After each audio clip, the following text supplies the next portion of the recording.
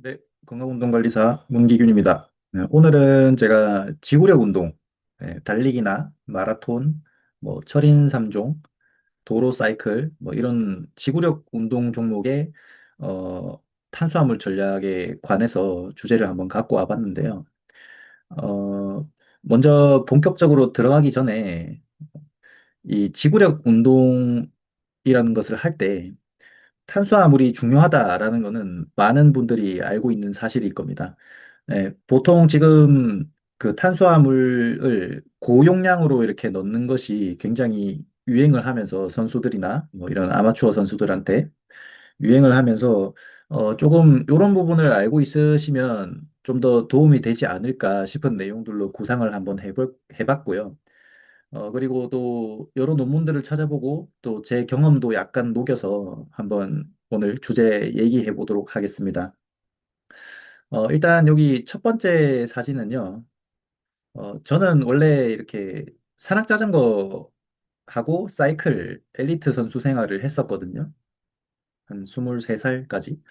그리고 이제 은퇴를 하고 나서 제가 어느 정도 이렇게 공부도 하고 좀 자리를 잡으면서 다시 취미 생활로 자전거라는 종목을 취미로 타게 됐어요. 그래서 요 사진은 제가 한 3시간 정도 운동하면서 먹은 보급의 양이거든요.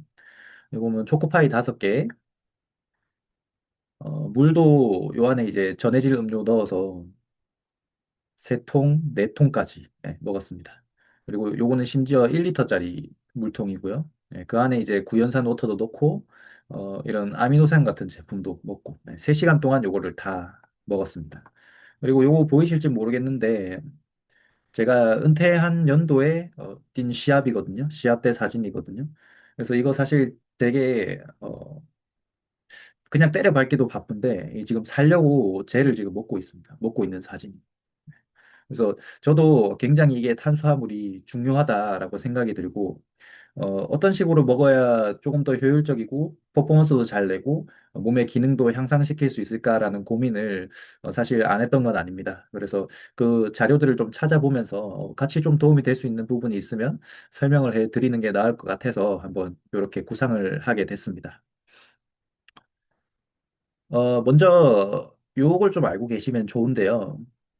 요게 이제 네이처지에서 나온 논문인데, 어, 요게 뭐냐면 근육 글리코겐 그리고 요게 근육 내의 중성 지방 그다음에 요게 혈장 유리지방산이고요. 요게 혈장 글리코겐이라고 하는 겁니다. 그래서 운동 강도가 높아질수록 이 연료가 어느 정도의 이런 비율로 나타나느냐를 나타낸 그림이거든요.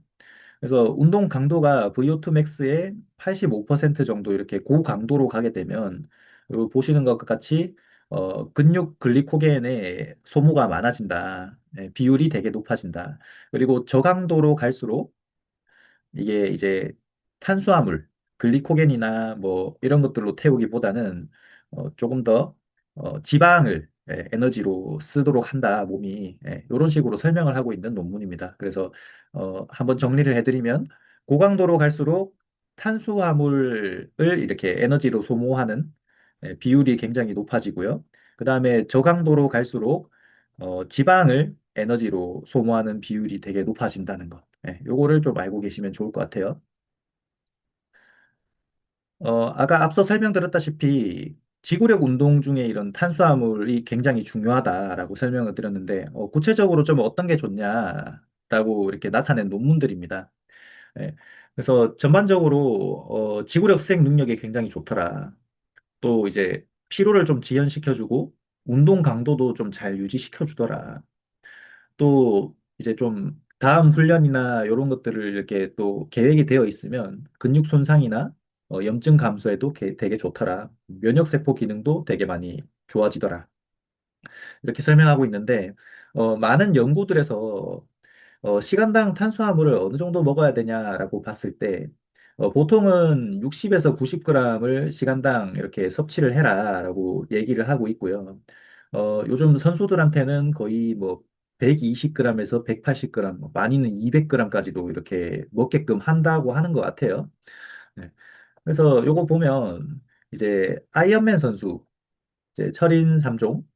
그래서 보통 경기를 하면 이게 굉장히 장거리 경기이기 때문에 한 8시간, 뭐 선두권 같은 경우에는 한 8시간 정도 이렇게 걸린다고 알고 있는데, 아이언맨 선수들 8시간 동안 거의 시간당 182g, 뭐 200g 이렇게 먹기도 하고요. 이 선수는 이제 도로 사이클에서 굉장히 좀 유명한 선수죠. 지금 현재 월드 챔피언인데, 이 선수가 5시간 시합 동안 1200g의 탄수화물을 먹었다. 이렇게 얘기하고 있습니다. 근데 이제 이쪽으로 좀 이렇게 관심을 가져보신 분들도 그렇고, 이제 처음 이렇게 접해보시는 분들도 그렇고, 단순히 이렇게 그람수로 얘기하면 사실 어느 정도인지 감이 안 잡히는 경우가 있어요. 보통은 이런 거 많이 드시잖아요. 뭐 후레시베리, 뭐 OS, 초코파이, 몽쉘. 뭐 그리고 조금 욕심 있으신 분들 같은 경우에는 뭐 파워젤, 뭐 이런 거 좀 드시고 하시는데, 아까 선수들이 고용량으로 먹는 사람들은 시간당 180g에서 많게는 5시간 동안 이제 1200g을 이렇게 먹는다라고 했었는데, 이게 60에서 90g도 꽤 많은 편이거든요. 보면 후레시베리 하나에 16g의 탄수화물이 들어있어요. 그다음 초코파이 같은 경우에 좀 많아서 25g까지 들어있고, 보통은 한 15에서 한 25g 정도 되는 것 같아요. 이런 간식류는. 그다음에 일반적인 좀 파워젤 같은 경우에는 보통 한 20g 정도 들어있는 것 같고, 많은 거는 한 40g까지도 한 포에, 이런 식으로 들어있는 것 같은데, 아까 이 고용량을 섭취하는 선수들 같은 경우에는 후레쉬 베리로 따지면 시간당 10개를 넘게 먹어야 되거든요. 이거는 사실 좀 말도 안 되는 소리입니다.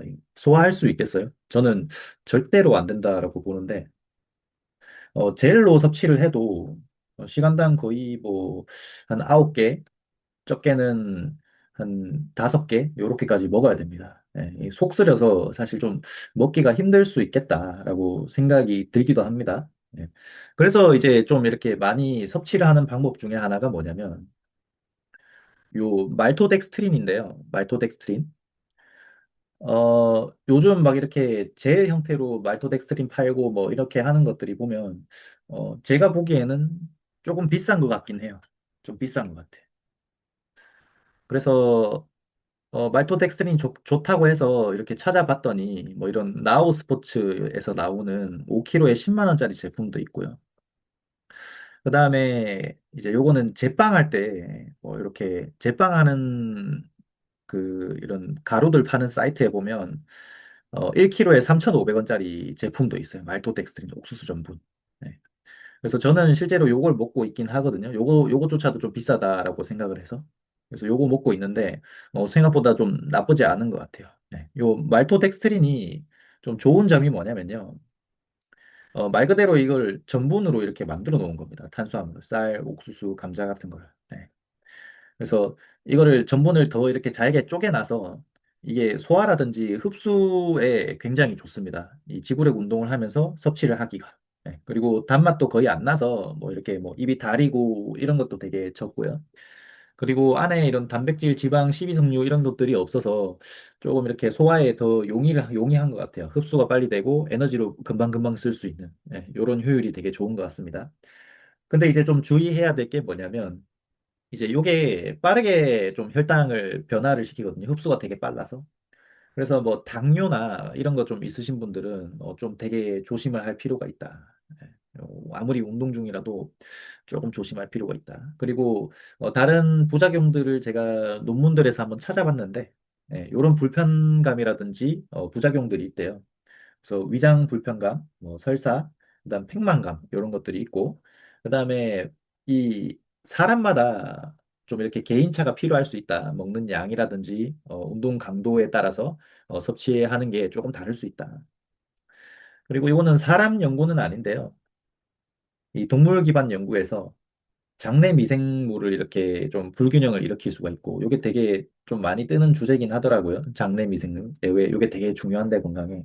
요게 이제 좀 불균형을 일으킬 수 있고, 그다음에 이런 염증을 유발할 가능성이 있다. 그래서 요건 조금 추가적인 연구가 필요하다. 확실하진 않다. 예, 이렇게 좀 말씀을 드리고, 저는 요걸 먹으면서 좀 이렇게 느꼈던 부작용들이 뭐냐면 좀 많이 넣었을 때, 고강도 운동할 때는 저도 한 거의 40에서 한 50g을 시간당 이렇게 넣는 편이거든요.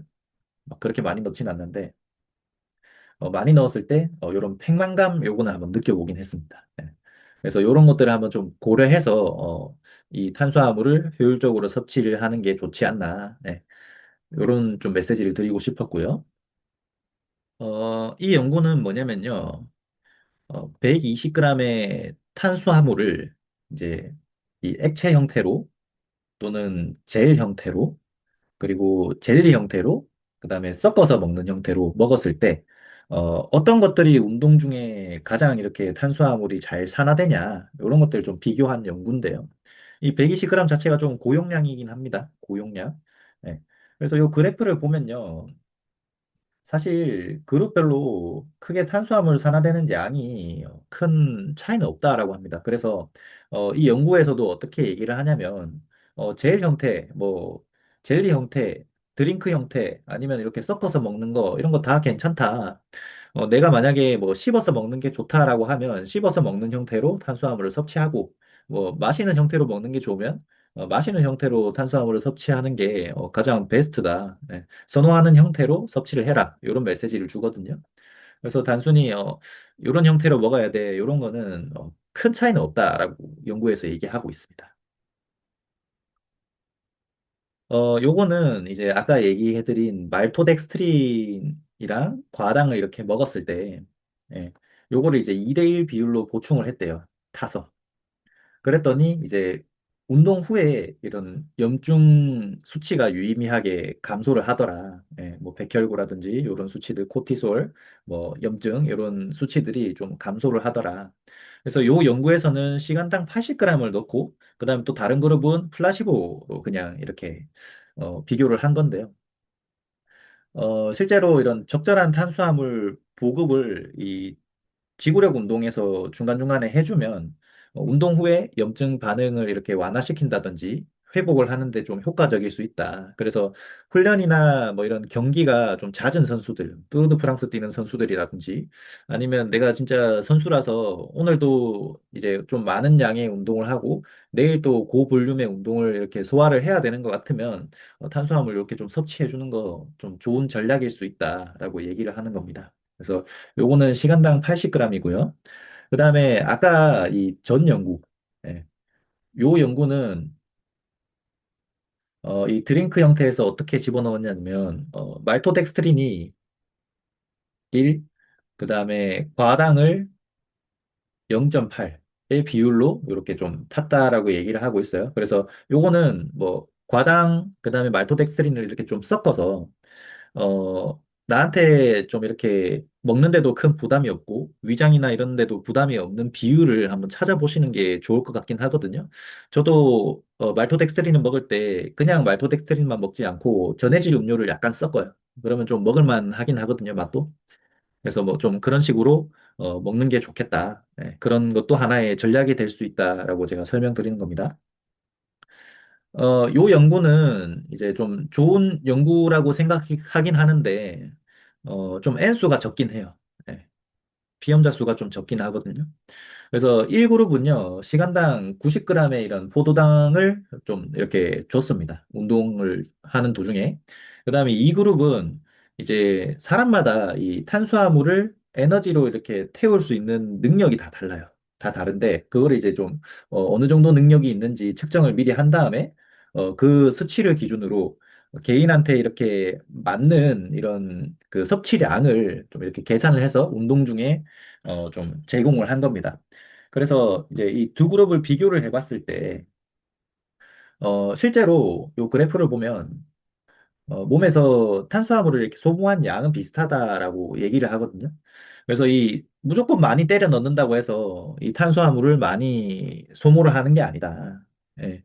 그래서 그거를 좀 알고 계시고, 그래서 무조건 많이 때려 넣기보다는 개인에게 맞는 양의 탄수화물을 넣는 게 중요하고, 개인에게 맞는 탄수화물 양을 집어넣으면 좋은 점이 이렇게 많이 때려 넣으면 아까 얘기했던 이런 위장 장애라든지 뭐 복부 팽만, 심하게는 뭐 설사 이런 것들의 부작용이 나타날 수가 있는데 이 그룹은 사실 그런 부작용이 굉장히 적었다라고 얘기를 하고 있어요. 그래서 개인의 뭐 이런 나이, 체격, 산화 능력 이런 것들에 따라서 탄수화물을 먹는 양을 좀 조절을 하는 게 중요하다. 무조건 뭐 잘 뛰는 사람 또는 뭐 자전거를 되게 잘 타는 사람, 선수들이 탄수화물 이렇게 많이 먹는다고 해서 나도 똑같이 그 그람 수를 맞춰서 먹어야지 할 필요는 없다라는 겁니다. 어, 요 연구들은 이제 제가 아까 말씀드린 나이, 체격, 그리고 탄수화물 산화 능력에 따라서 개인화가 필요할 수 있다라는 거를 좀 근거한 논문들이고요. 그다음에 요 연구를 보면 이제 훈련 중에 탄수화물을 이렇게 계속 잘 집어넣어주면 탄수화물을 에너지로 사용하는 효율, 이 탄수화물 산화율이 되게 좋아진다라고 하는 연구거든요. 이게 제 기억으로는 한 30일 정도 고용량 탄수화물을 집어넣었다라고 해요. 그래서 30일 정도 훈련 중에 탄수화물을 좀 이렇게 많이 집어넣었을 때 이 탄수화물을 에너지로 사용하는 효율 자체가 높아지더라, 라고 얘기를 하고 있는 겁니다. 근데 요게 뭐 무조건 좋다, 나쁘다라고 보기보다는 요대로만 해석을 하는 게 중요할 것 같아요. 중요한 건 제가 뒤에 조금 설명드릴게요.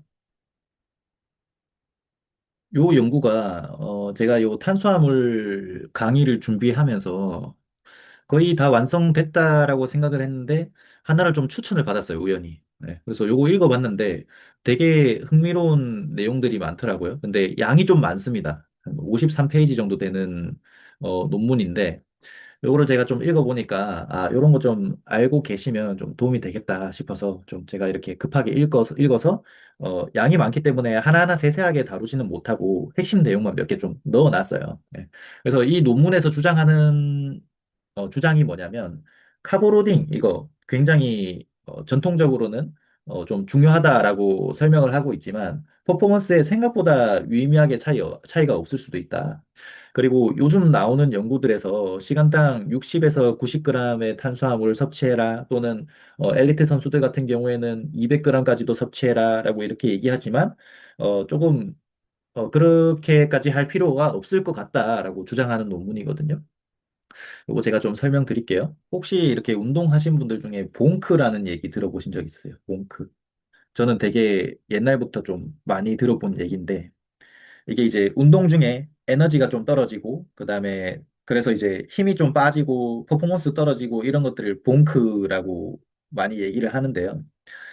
운동 중에 탄수화물이라든지 이런 당을 먹는 주 목적이 퍼포먼스 향상, 그리고 봉크 방지라고 주로 많이 얘기를 하고 있습니다. 근데 이 봉크의 실질적인 원인이 뭐냐면, 우리는 보통 몸 안에 에너지가 다 떨어져서 조금 이렇게 유식하게 설명하면 근육의 글리코겐이 다 떨어져서라고 알고 있는 경우가 되게 많은데 이 연구에서는 뇌를 좀 볼 필요가 있다라고 얘기합니다. 뇌.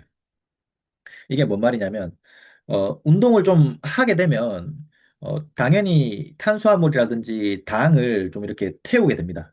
태우게 되는데 어느 정도 운동 강도가 많이 올라간다든지 아니면 운동의 이런 시간이 좀 지속 시간이 이렇게 좀 많이 진행되게 되면 이 몸에 에너지를 다 사용하지 않은 상태여도 뇌가 지금 에너지 어느 정도 썼으니까 이거 조금 위험한 상황인데? 라고 생각을 하게 됩니다. 그렇게 되면 이제 뭐 이런 췌장이라든지 뭐 지방세포라든지 간이라든지 이런 데서 그 저장되어 있던 이런 탄수화물을 이렇게 끌어다 쓰게끔 돼요. 근데 이것도 어느 정도 쓰게 되면 몸에서 실질적으로 좀 이렇게 에너지를 다 쓰지 않아도 완전히 떨어지지 않아도 좀 위급 상황이라고 생각을 하게 되거든요, 뇌가. 그렇게 되면 이제 뇌에서 주로 사용하는 연료는요, 뇌 기능에 이렇게 중요한 연료는요, 당이랑 뭐 탄수화물 이런 애들이 좀 이렇게 주로 사용됩니다. 근데 몸에서 탄수화물이 많이 떨어졌다라고 뇌가 느끼게 되면 이거는 굉장히 뇌한테는 위험 신호거든요. 그래서 이게 이거 지금 탄수화물 좀 줄여야 된다. 탄수화물 연료로 사용하는 거 좀 줄여야 된다. 안 그러면 이 뇌가 기능이 떨어지고 내가 이제 뻘짓을 할 가능성이 높아지고 또는 뇌 손상이 일어날 수 있다라고 생각하고 스스로 이렇게 근육에다가 출력을 제한을 시킵니다.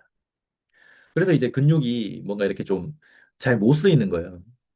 봉크가 일어나고 내가 조금 더 힘을 쓰고 싶은데 힘이 안 나고 네. 이게 이제 뇌에서 스스로 좀 조절을 하는 거거든요. 실질적으로 몸에서 에너지가 다 떨어졌다라기보다는. 그래서 만약에 진짜로 몸에 또는 이런 근육에 에너지가 실제로 많이 이렇게 고갈되고 다 고갈된 상태라면 근육이 이렇게 그냥 힘이 빠지는 상태가 아니라 아예 강직 상태에 들어가서 아예 움직이지 못하는 상태가 돼야 된다. 네. 그렇게 좀 이렇게 논문에서 뒷받침하고 있는 내용이 있습니다. 그러면 실제로 봉크를 방지하고 제거하기 위해서 선수들처럼 시간당 60에서 90g 또는 그 이상의 이런 탄수화물 섭취가 더 이득이냐라고 봤을 때 논문에는 이런 파트가 있습니다. 이런 파트. 6주 동안 고탄수화물 그룹이랑 저탄수화물 그룹을 이렇게 나눠서 훈련을 시켜봤을 때 이 선수들의 장시간 최대하 강도의 운동 수행 능력은 서로 이렇게 거의 차이가 없었다라고 얘기하고 있고요. 심지어 이 결과가 이 저탄수화물 그룹이 글리코겐 수치라든지 탄수화물 산화 수준이 더 낮았음에도 불구하고 크게 두 그룹 차이가 없더라라고 얘기하고 있습니다. 그리고 이것도 되게 저는 중요하다라고 생각이 되는데요. 운동 중에 시간당 10g의 탄수화물만 섭취했을 때, 실제로 운동 유발성 저혈당, 우리가 생각하는 이런 보응크라는 것들, 이런 것들이 제거되면서, 운동 수행 능력이 12에서 20%까지 향상이 되더라. 네. 그리고 그냥 이렇게 넘어가는 게 아니라, 여기서 좀 알아가야 될 사실이 뭐냐면, 보통 봉크가 글리코겐 수치라든지 전신 탄수화물 산화 능력이랑 좀 관련이 있다라고 생각하지만, 실제로는 뇌에서 탄수화물이 있다라고만 판단이 된다면 10g의 이런 탄수화물만 집어넣어서 탄수화물이 어느 정도 있다라고 판단이 된다면 생각보다 몸 안에 이 탄수화물이라든지 또는 지방으로도 이렇게 에너지를 낼 수 있거든요. 비율 아까 제일 처음에 보셨잖아요. 지방도 어느 정도 쓰이기 때문에 충분히 에너지가 있기 때문에 고탄수화물로 섭취를 한다고 해서 무조건 이득은 아니다. 10g의 섭취로만으로도 뇌가 충분히 에너지가 있다라고만 판단이 된다면 봉크를 유발하지 않는다. 운동 유발성 저혈당을 유발하지 않는다. 이런 식으로 좀 생각을 하시면 좋을 것 같습니다. 이 그래프가 뭐냐면요. 이제 포도당을 운동 중에 좀 주입을 해서 혈당 수치를 좀 높여본 겁니다. 그래서 요 파란색이 고혈당, 탄수화물을 좀 이렇게 많이 집어넣은 거고요. 그 다음에 이 주황색이 아무것도 좀 집어넣지 않은 상태. 그래서 그 포도당을 탄수화물을 과잉 공급 상태를 인위적으로 좀 만들어 본 겁니다. 그랬더니 당연히 인슐린 수치 올라가겠죠. 당이 많으니까. 그 다음에 이 탄수화물 산화율도 많이 집어넣으면 어느 정도 이렇게 올라온대요. 올라옵니다. 탄수화물 안 넣은 그룹보다 산화율이 굉장히 높죠. 근데 이제 요게 좀 핵심인데 근육 내에 있는 이런 글리코겐을 이렇게 감소되는 이런 수치는 고탄수화물을 이렇게 섭취하지 않은 그룹이랑 고탄수화물을 섭취한 그룹이랑 별 차이가 없습니다. 이게 왜 이러냐면, 탄수화물이 어느 정도 이렇게 산화가 되고 쓸 게 없다라고 생각이 되면 지방을 이렇게 태워야 되거든요. 지방을 태우거든요. 근데 고용량으로 집어넣으면 이제 탄수화물 이렇게 산화가 되니까 지방이 탈 기회가 없는 거예요. 지방이 탈 기회가. 그래서 요 그래프를 보면, 요 그림을 보면, 어, 탄수화물을 이렇게 많이 집어넣었을 때 실제로 탄수화물이 타는 양이 굉장히 많고 지방이 타는 양이 굉장히 작아지더라. 그리고 이 탄수화물을 좀 이렇게 안 집어넣었을 때는 이렇게 시간이 지나면서 지방이 타는 양도 비율도 꽤 많이 올라오더라. 이렇게 좀 보시면 좋을 것 같고 이게 이제 장기적으로 봤을 때, 장기적으로 탄수화물을 계속 많이 때려 넣게 되면, 어떻게 보면 지방을 산화시키는 능력이 떨어질 수도 있겠다라고 저는 보거든요. 왜냐하면 이렇게 계속 에너지를 쓰니까, 지방을 태워야 될 기회를 계속 박탈시키는 거거든요. 근데 저희 보통 보면 이 존투 훈련 이거 되게 유행을 많이 하잖아요, 지금. 옛날부터 나온 이론이지만 존투가.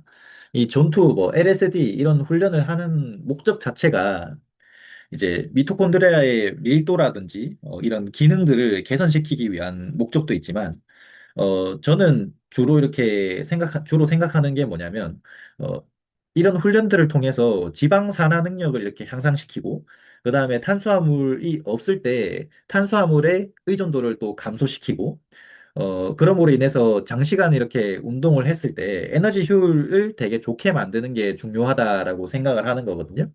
근데 이제 뭐 이렇게 탄수화물의 산화율을 계속 이렇게 올리면, 실제로 조금 지방이 탈 수 있는 기회를 좀 떨어뜨리지 않나, 그렇게 좀 생각을 하고 있습니다.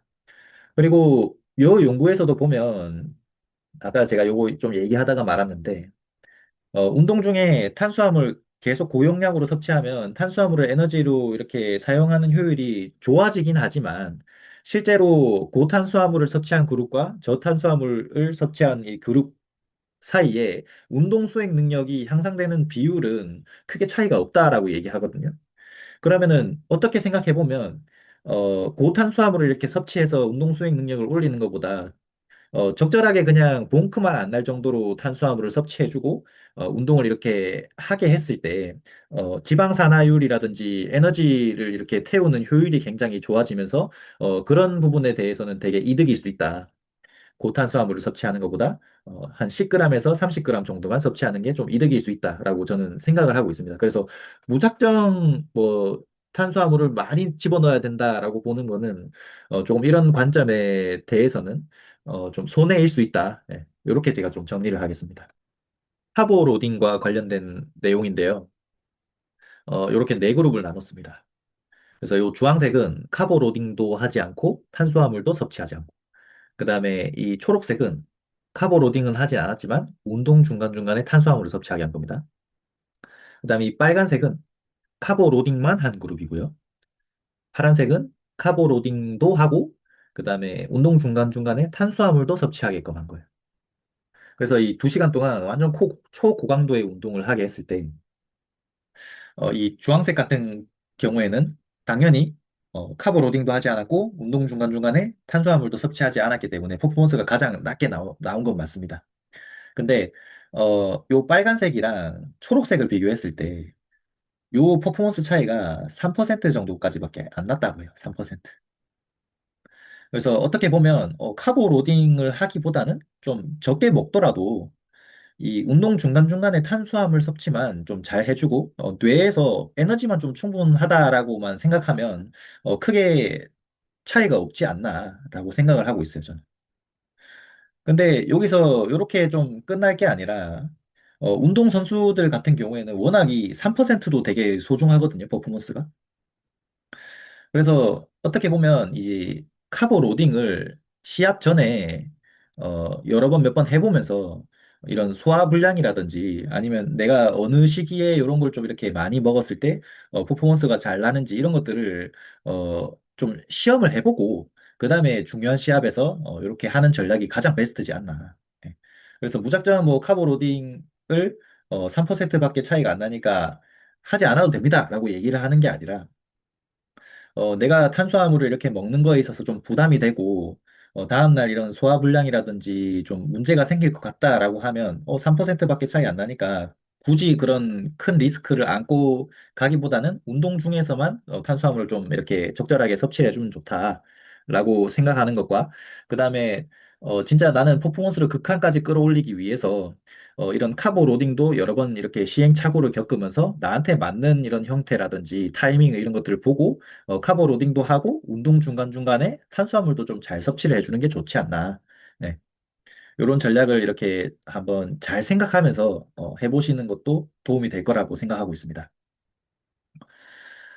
여기서는 이런 내용도 나옵니다. 무작정 뭐 10에서 30g만 먹으면 된다라고 주장하는 게 아니라, 3시간 미만의 이런 초고강도 경기, 뭐 마라톤이라든지 아니면 제가 했던 이런 사이클, 뭐 산악자전거 크로스컨트리 경기를 하면 거의 뭐 진짜 강도가 엄청나게 높거든요.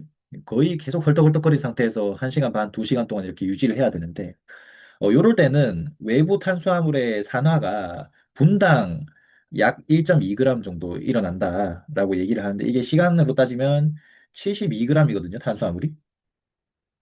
그래서 이렇게 엄청나게 고강도로 갈 때는 사실 10에서 30g만으로는 조금 부족할 수 있다. 그래서 조금 더 넣어줄 필요가 있다. 근데 72g까지 넣을 필요가 없는 게 아까 이 운동 강도에 비례해서 좀 이런 그 소모되는 이런 탄수화물이라든지 지방의 이런 비율 설명드렸었잖아요. 근데 거기서 무조건 탄수화물만 타는 게 아니라 지방도 어느 정도 타기 때문에 이 지방을 잘 타는 몸으로 만들어 놓으면 사실 탄수화물을 72g까지 먹을 필요는 없다라고 생각이 되고, 이게 연구실에서 매번 그 탄수화물을 어느 정도 산화하는지 지방을 어느 정도 산화하는지 이런 거를 검사할 수 있는 환경이 아니기 때문에 저희 같은 뭐 동호인이나 아니면 일반적인 선수도 그렇고 그런 환경이 있지 않기 때문에 요거는 사실 내가 적절하게 뭐 처음에 한 10g 정도 먹어보고 아 좀 부족하다라고 생각하면 한 30g 뭐 20g 이런 식으로 점차 충분한 시간을 두고 조금씩 조금씩 조정하면서 나한테 맞는 양을 찾는 게 굉장히 중요하다라고 생각을 하거든요.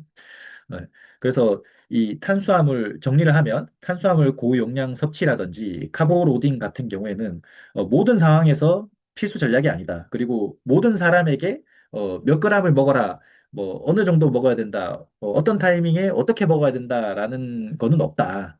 그래서 운동이나 뭐 운동 종목이나 아니면은 이런 시합의 강도, 훈련 강도, 뭐 양상, 그리고 개인의 특성이라든지 개인의 능력에 따라서 좀 선택적으로 고려되고 거기에 맞게끔 탄수화물 전략이 들어가는 게 되게 좋다. 예, 그게 가장 베스트라고 제가 좀 메시지를 드리고 싶습니다.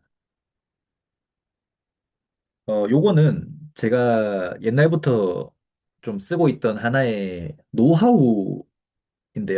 예, 실제로 연구에도 이런 부분이 있어서 되게 좀 흥미로운 게 있었습니다. 예. 이 탄수화물이 든 용액을 가글을 하는 방법이 있거든요. 이 가글을 하게 되면 실제로 이렇게 뇌가 어떤 영역이 이렇게 활성화가 된다라고 합니다. 그래서 말토덱스트린이라든지 뭐 과장 이런 것들을 섞은 이런 용액을 입으로 이렇게 가글을 15초에서 30초 정도 이렇게 했을 때 어떤 현상이 일어나냐면 구강 수용체가 처음에 자극이 되고요. 그다음에 뇌가 이렇게 활성화되면서 실제로 퍼포먼스에 영향을 준다라고 얘기를 하고 있습니다. 아까 이 운동 유발성 저혈당 증세, 뭐 봉크 이런 것들이 뇌가 지금 위험 상황이라고 생각해서 나타나는 현상이라고 제가 설명을 들었었잖아요. 그래서 이 구강 수용체만 이렇게 좀 자극을 해주면 뇌에서 지금 탄수화물이 들어오는 것 같은데? 라고 생각하고 이 저혈당 증세를 좀 떨어뜨린다든지 아니면 퍼포먼스를 이렇게 끌어낼 수 있는 이런 가능성이 있다라는 겁니다. 이 탄수화물 가글 전략이 좋은 점이 뭐냐면 이 칼로리 섭취를 굳이 하지 않아도 되고요. 그 다음에 이 위장 불편감, 이런 부작용들이 없습니다. 예.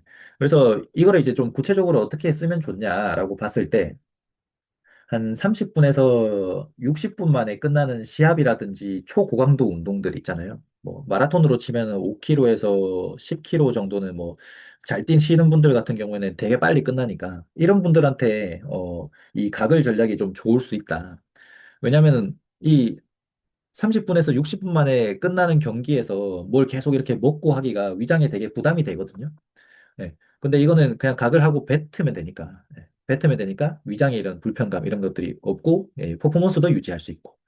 그래서 실질적으로 가이드라인 자체는 15초에서 30초 정도 이렇게 가글을 하는데 운동 전에 이렇게 하는 것도 도움이 되고 그다음에 운동 중간중간에 이렇게 계속 하는 것도 도움이 된다라고 해요. 네, 그래서 한 번만 하기보다는 저는 이제 운동 전에 여러 번 이렇게 하기도 하고 한 30분, 60분 안에 이렇게 끝나는 시합을 뛴다라고 하면, 좀 이렇게 탄수화물을 넣은 용액을 물통 안에 넣어서 그 시합 중간에 이렇게 각을 하고 뱉어낸다든지 아니면 따로 뭐 파워젤이나 이런 것들을 먹기보다는 좀 이렇게 급한 상황에서 각을 하고 뭐 이렇게 삼킨다든지, 이런 전략들을 좀 실제로 사용하고 있긴 합니다.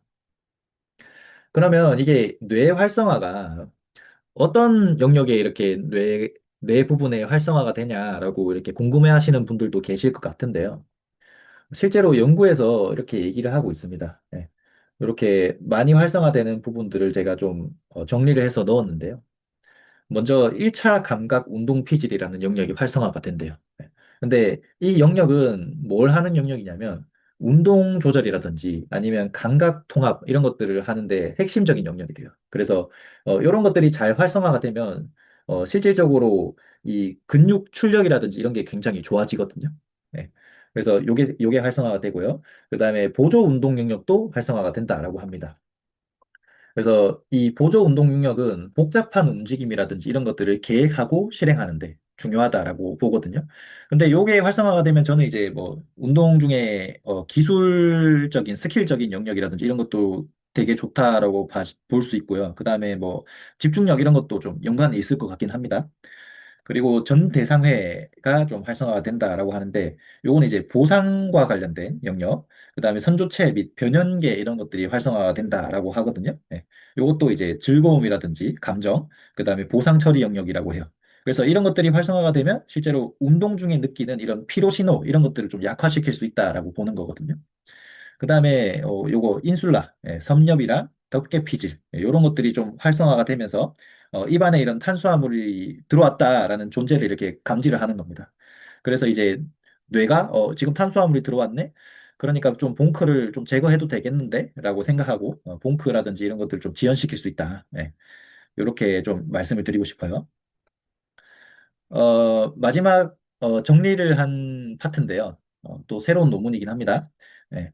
이게 탄수화물 전략이 모든 사람에게 적용되는 하나의 최적 전략은 존재하지 않는다. 이게 제가 좀 드리고 싶은 주 핵심 내용이거든요.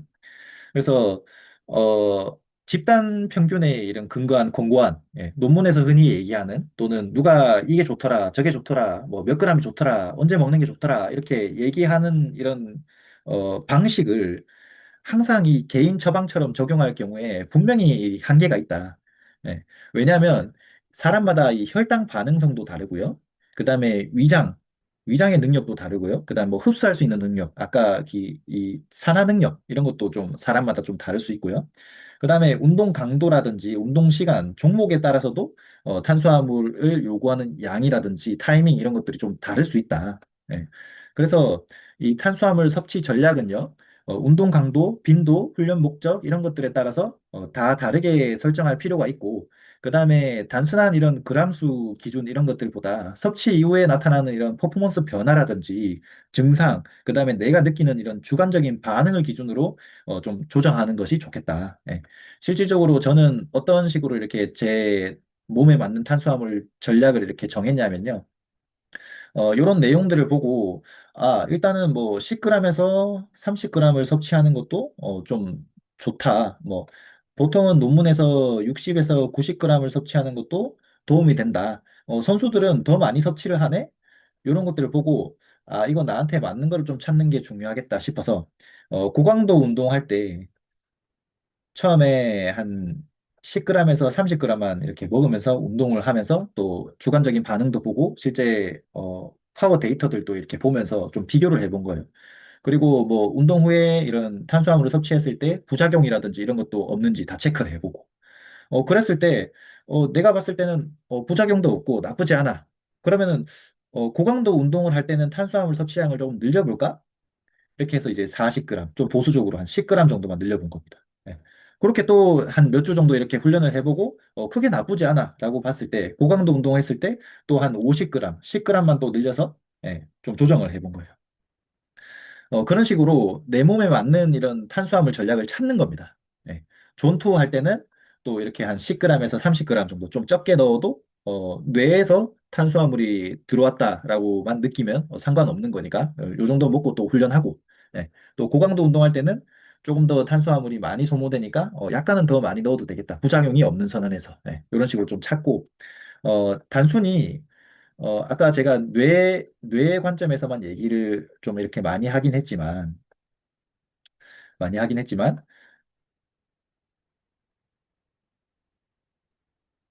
어, 봉크 관점에서만 이렇게 얘기했을 때는 탄수화물을 좀 이렇게 적게 섭취해도 큰 문제는 없어요. 근데, 어, 요 운동 후에 염증 지표라든지 뭐 이런 면역력이라든지 뭐 스트레스 수치 뭐 이런 것들 다음날 또 고강도 훈련이 준비되어 있다 이런 상황에서는 또 좀 탄수화물이 많이 들어가는 게 좋은 전략일 수도 있다라고도 좀 생각해 보셔야 됩니다.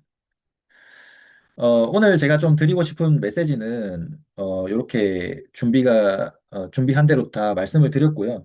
워낙 내용이 많아서, 제가 좀 주저리 설명한 부분도 있고, 막 이렇게 혀가 꼬인 부분도 있는데, 좀 잘 이해해서 봐주시길 바라고, 어, 혹시나 뭐 질문 사항이라든지, 뭐 더 필요한 내용이라든지 이런 것들이 있으시면, 댓글로 남겨주신다든지, 아니면 인스타 DM이나 뭐 네이버 블로그 이런 쪽으로 뭐 연락을 주셔도 괜찮을 것 같습니다.